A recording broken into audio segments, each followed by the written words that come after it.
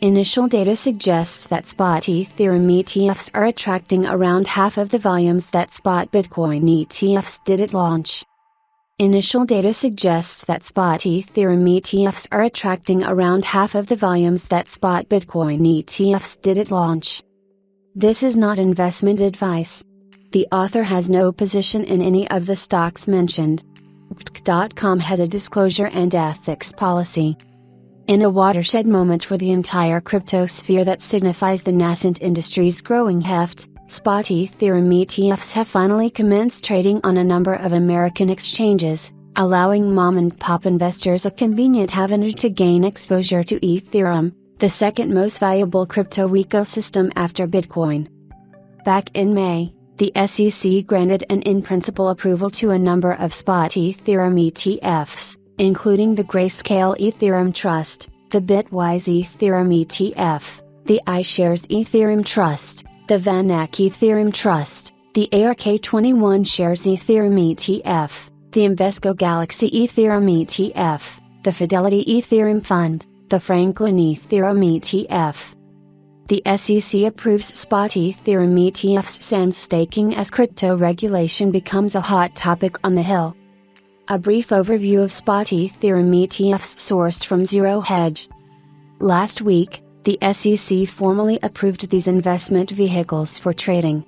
As is evident from the above snippets sourced from Zero Hedge, the base fees of these spot Ethereum ETFs range from 0.15% to 2.50%.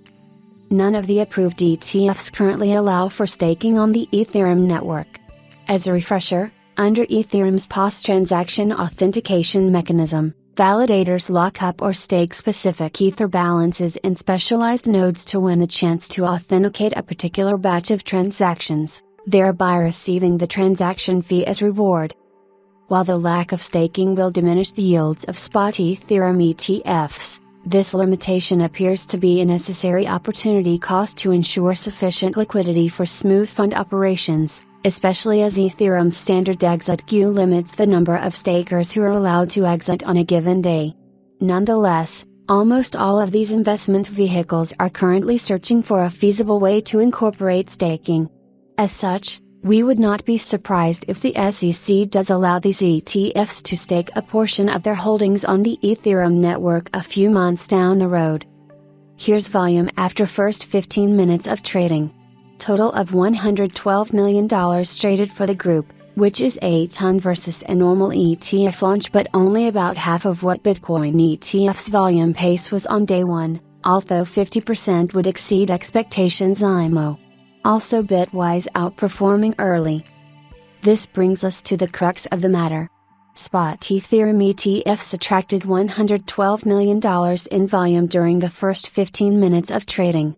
Critically, this is around half of the volume that spot Bitcoin ETFs collectively managed to attract within the first 15 minutes of their own debut. ETH is the high-quality liquid asset, HQLA, of crypto. In anticipation of the ETH ETF launch, I've written a mini paper explaining what an HQLA is, why we need a natively digital one, and why ETH is the most likely candidate. My analysis compares it to BTC and SOL. Meanwhile, spot Ethereum ETFs are expected to remain unconditional winners in the long run, particularly given the growing chorus around Ethereum as the crypto industry's benchmark high-quality liquid asset, HQLA, that is expected to underpin leverage and derivatives going forward.